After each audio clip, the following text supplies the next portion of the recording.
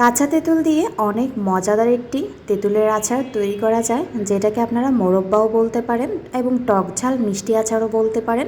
আসসালামু আলাইকুম এভরিওয়ান, আজকে শেয়ার করব আপনাদের সাথে কাঁচা তেঁতুলের আচার রেসিপি। চলুন তাহলে দেখে নেওয়া যাক এই মজাদার আচারটি তৈরি করতে কি কি লেগেছে। এখানে আমি হাফ কেজি কাঁচা তেঁতুল নিয়েছি এবং তেঁতুলটা ভালো করে ধুয়ে 24 ঘন্টার জন্য ডিপ ফ্রিজে রেখে দিব একটি পলিথিনে ঢুকিয়ে। ঠিক এই প্রসেসে দেখে নেন। 24 ঘন্টা পর আমি ডিপ ফ্রিজ থেকে তেঁতুলগুলো বের করে নর্মাল পানিতে 5 মিনিটের মতো ভিজিয়ে রেখেছি। বেশিক্ষণ লাগবে না, 5-10 মিনিট ভিজিয়ে রাখলেই দেখতে পারবেন তেঁতুলের চামড়াটা একদম নরম হয়ে গিয়েছে। এই পর্যায়ে আপনারা ঠিক এই প্রসেসে যেভাবে আমি করে নিয়েছি এরকম করে কিন্তু তেঁতুলের উপরে চামড়াটা খুব সহজে ফেলে দিতে পারবেন। এতে করে তেঁতুল ভেঙে যাবে না বা তেঁতুল নষ্ট হবে না, চামড়াটা কিন্তু খুব সহজেই উঠে আসবে। আমি বোঝার স্বার্থে আরেকটা করে দেখাচ্ছি। এরকম করে সবগুলো তেঁতুলের চামড়া ফেলে দিবেন। আপনারা অনেকেই তেঁতুলের মোরব্বা করেছেন, বিচি ফেলে দিয়েছেন। আমি কিন্তু আজকে তেঁতুলের বিচিগুলো ফেলবো না, তেঁতুলের বিচি দিয়েই কিন্তু আচারটা করব। এতে করে তেঁতুলের আচারটা তিতাও হবে না বা তেঁতুলের আচারের স্বাদটাও কিন্তু একদমই নষ্ট হবে না।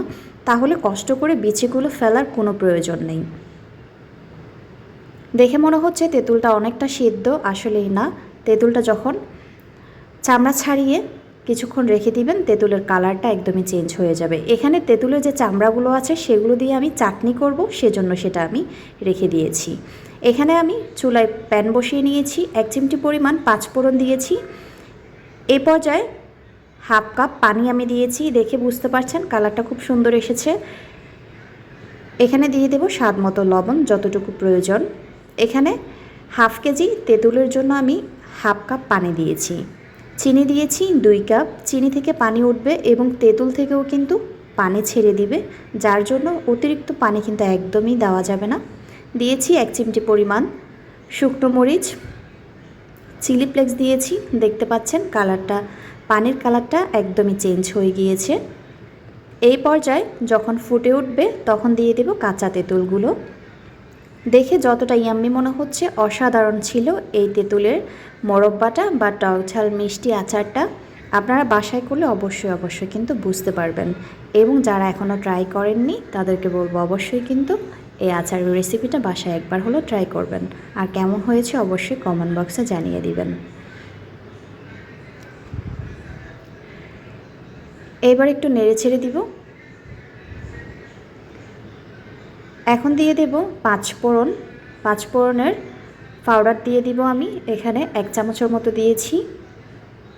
এরপর 5-6 মিনিট কুক করলেই দেখবেন কালারটা একদমই চেঞ্জ এবং পানিটা কিন্তু শুকিয়ে নেবেন।